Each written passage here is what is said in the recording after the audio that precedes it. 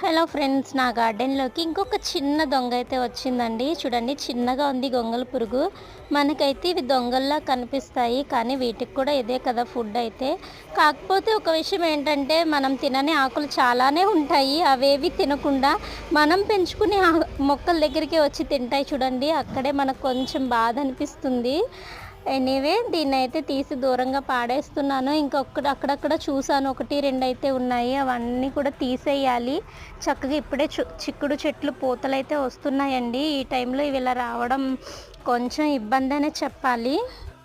ఇక్కడ కూడా ఇంకొక చిన్నదైతే ఉంది, కనిపించట్లేదు, చాలా చిన్నగా ఉంది. తీసైతే పారేస్తాను దూరంగా. చాలా చిన్నది, ఇవే బాగా పెద్దవైతే అయిపోతాయి అన్నమాట.